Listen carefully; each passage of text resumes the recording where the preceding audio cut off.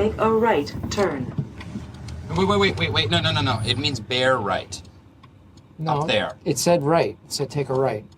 No, look. It means go up to the right, bear right, over the bridge, and hook up with 307. Make a right Maybe it's turn. a shortcut, Dwight. It said go to the right. It can't mean that. There's a lake there. I think it knows where it is going. This is the The lake. machine This knows. is the lake. Stop yelling at me. No, it's not yelling. Here.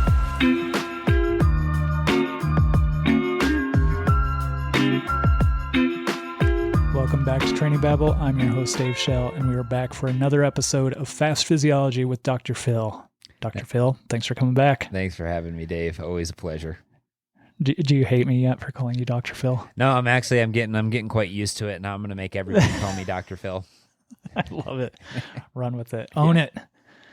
All right. So if you have not been keeping score, we are doing a series of podcasts called Fast Physiology, where we focus on one aspect of physiology or training, and then we've been alternating between Phil's podcast, Critical Oxygen, and my podcast, Training Babble.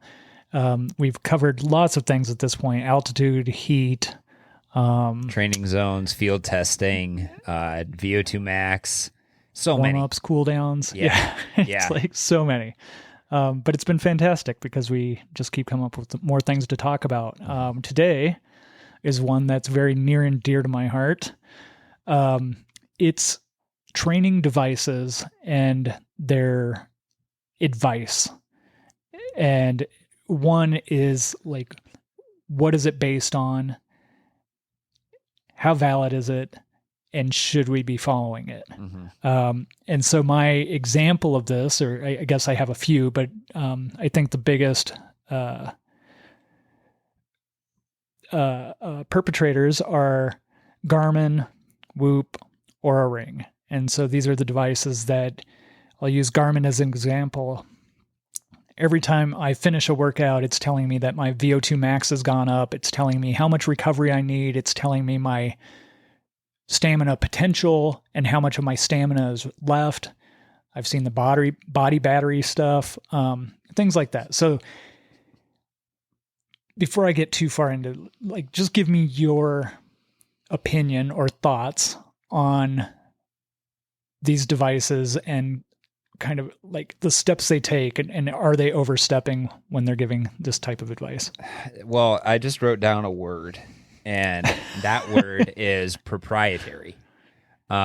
Proprietary, and I don't know if this is actually the correct definition, but from my understanding, basically just means we just did a bunch of shit and we don't really have to validate it or anything like that because we put proprietary in it, and this is what the outcome is. You see the same sort of shit in supplements, right? A proprietary blend of, energy burning, blah, blah, blah, blah, blah, Adaptogens. Yeah, exactly. Adaptogens that are, you're going to, all this other, it's marketing. That's the bottom line. Yeah. And I want to just add to that. I think one thing that can be really confusing with this is that a lot of times they'll post or publish a white paper that looks very scientific. And so it adds validity to this, but you'll only be able to find it on their site, and or if it appears in a magazine, like very, very fine print, like down at the bottom or at the top, it'll say like, this is a paid advertisement or something like that. You know what I mean? So yeah, it's part of good science is you put your theories out there and what you've done to try to prove your theories, and then people can go and try to refute them. Yep. Right. Or dispute them. And so when you have things that are created in this black box that are proprietary, there's no way for people to, like, one, question how you did it, or two, validate it for themselves. Right? Yeah.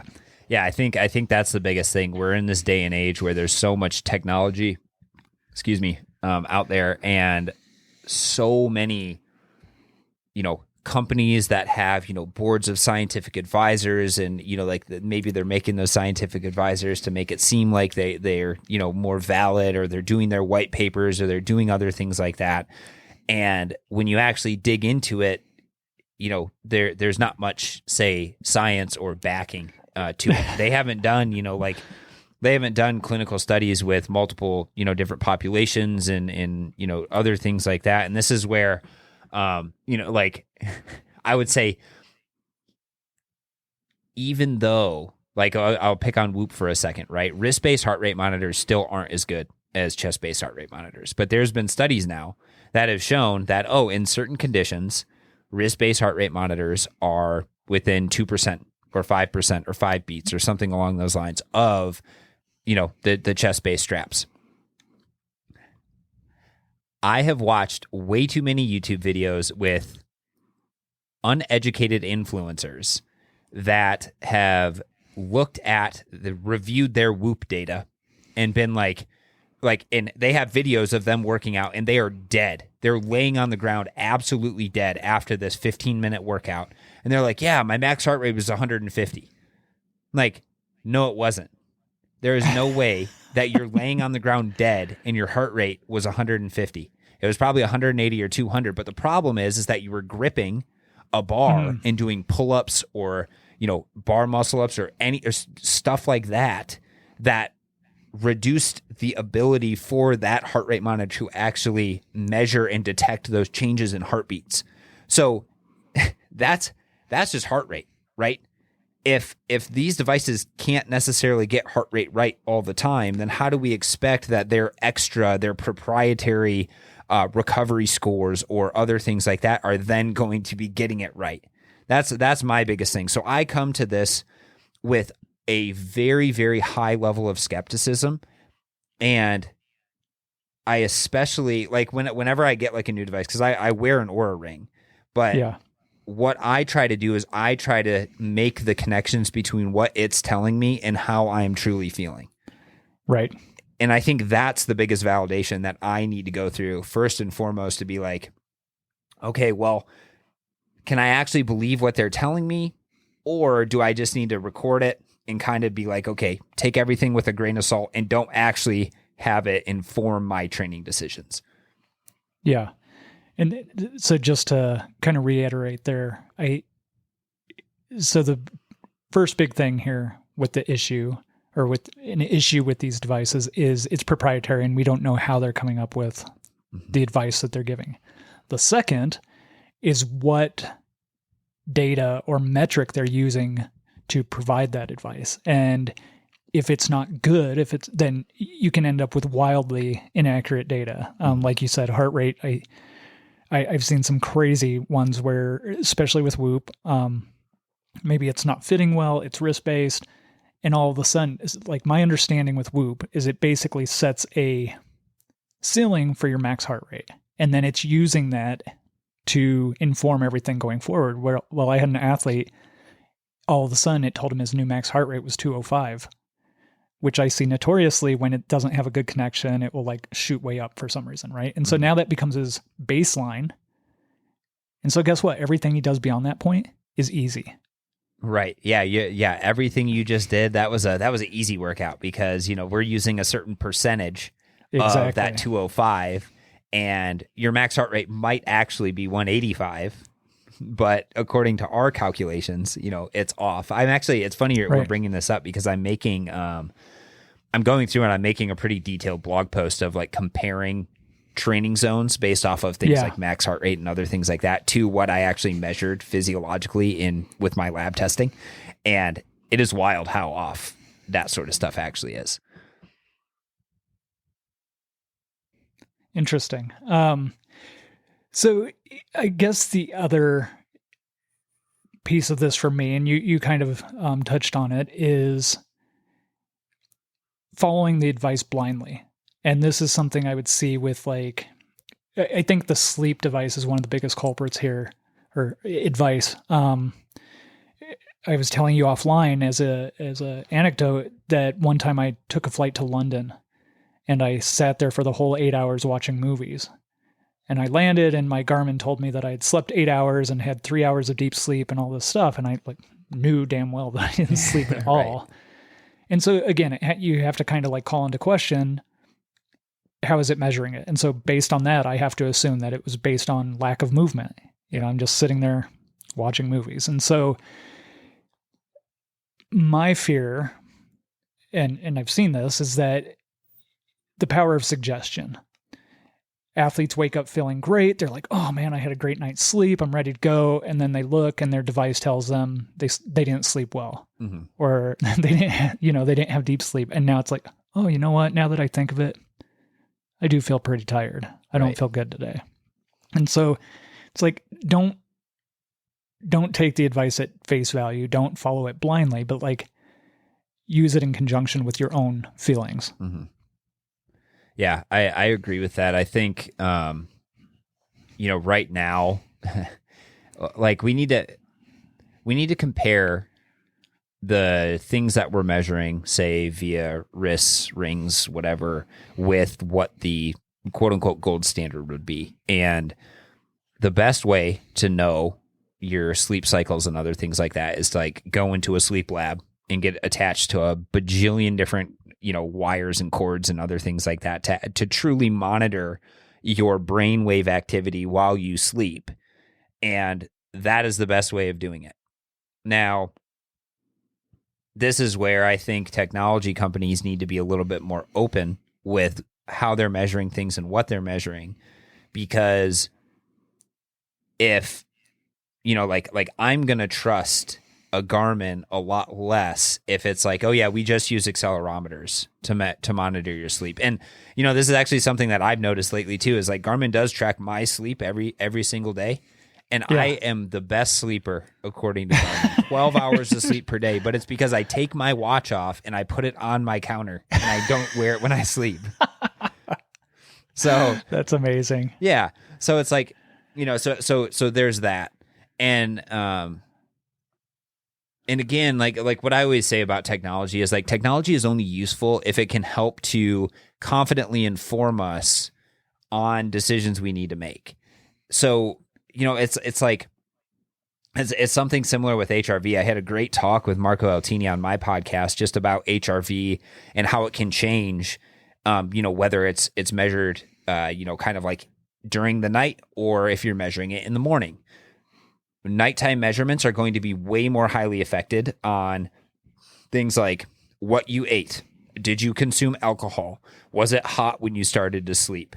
Did you take a hot shower? Did you take a cold shower? All these other things in the beginning, because that stress is still present for a significant proportion of your sleep. Whereas if you wake up in the morning and do HRV, then that's going to be more indicative of how you're coping with like the overall stress of life, because it's so far removed from any sort of like, processing of alcohol or digestion events or like other things like that, that should give you a little bit more of an idea of your training readiness from a central nervous system perspective.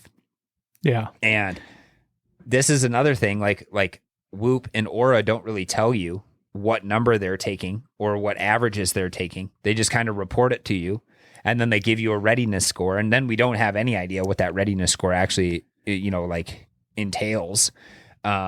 So, I mean, this just sounds like I think like the bottom line that we're trying to get across is just be skeptical the further out from an actual measurement something gets. Like if you're measuring heart rate and you can look at heart rate on your watch, then trust that a bit more than something like, readiness score. Yeah. Right. Yeah. And I think as you were talking about that, I think moving beyond devices, something that's very topical at the moment is AI. And there's this race for companies to capitalize on it. Mm-hmm. And so things may not be proven yet, but it's just being first to market.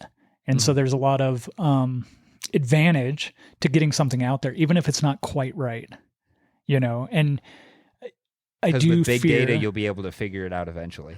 Right. Yeah. And I fear, like, I think there's a lot of, it's super sexy and it's attractive. Like, oh man, if I had something that would look at me every day and tell me what training I needed to do, how much I needed to recover, like all these, like that'd be amazing. Mm-hmm. Right. But it's just not there yet, at least not in my experience. And I play with AI all the time. Yeah. And so again, it comes back to that thing where it's like being skeptical, know what the inputs are, know what's being measured, and then how are they coming up with the advice? Because one bad data point can throw everything out of whack. Yep. Yeah, it's this is something that I used to use quite a bit, was like the or just look at quite a bit, was on my watch. It would report like condition or something like that. But it was like reported after the first 10, 15 minutes of the workout. And then it would say basically, I think based on your heart rate and then based on how quickly you were moving compared to, what has been tracked in the past, it would say, oh, your condition is +7 today or -5 or like whatever that is.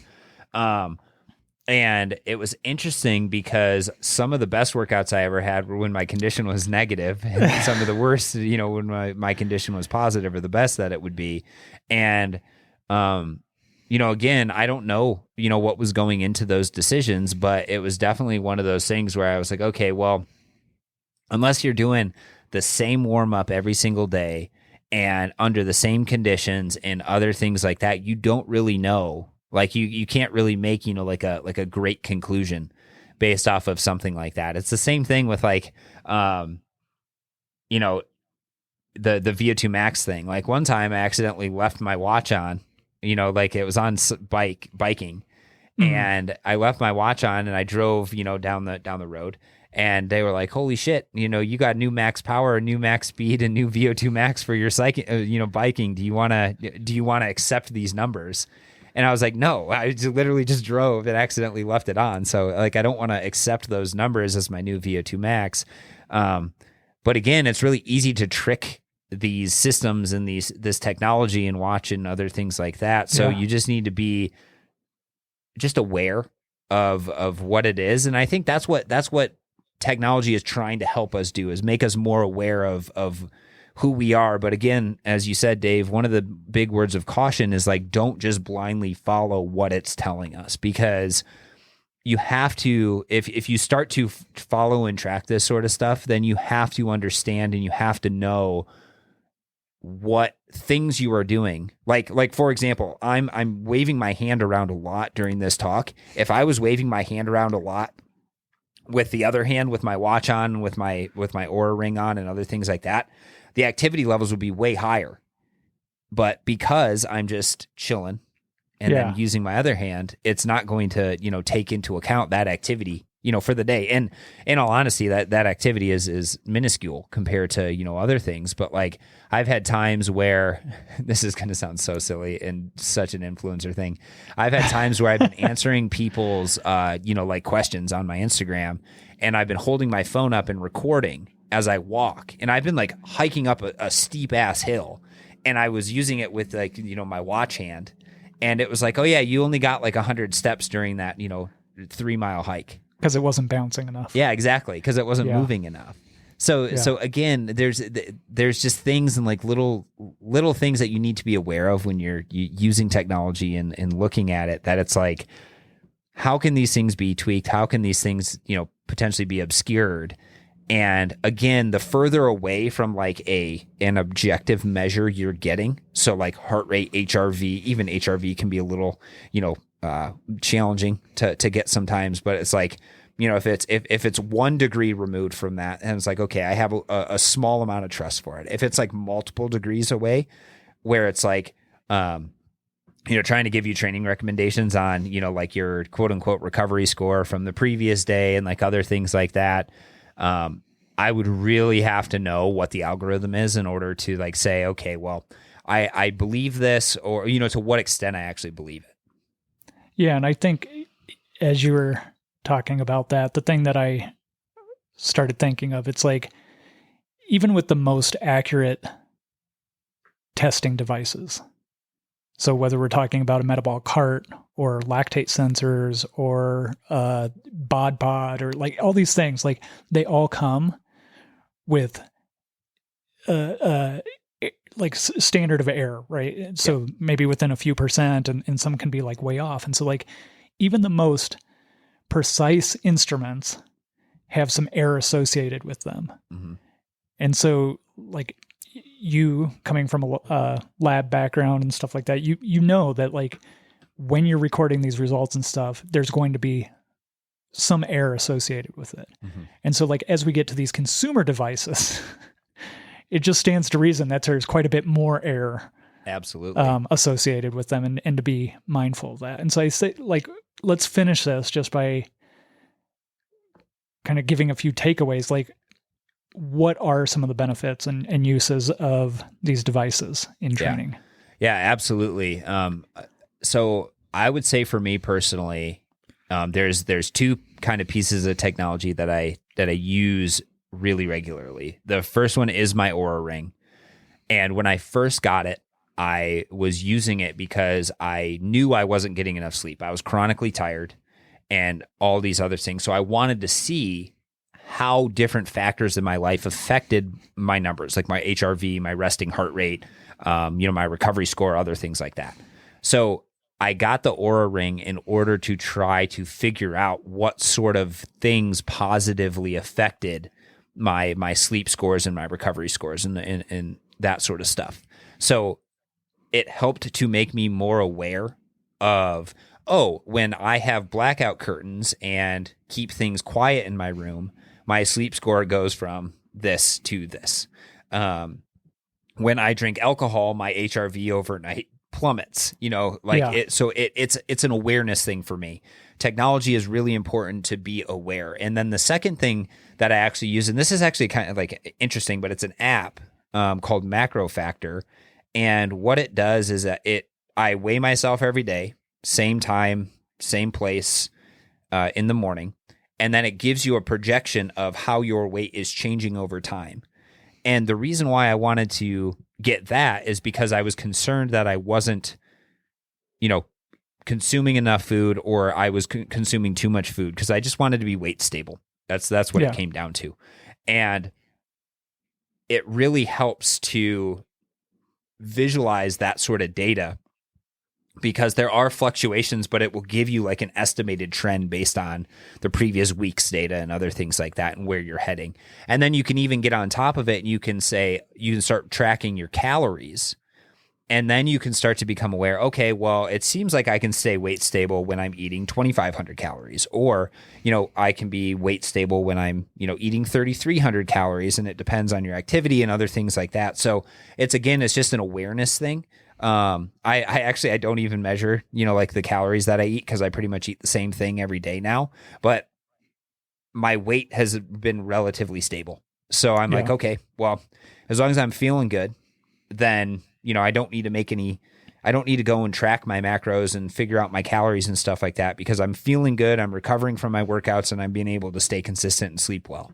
But again, overall, it's just that awareness sort of thing that I think technology can help you do, is it helps connect the dots and make you a little bit more aware of when you change things, this is what the result is.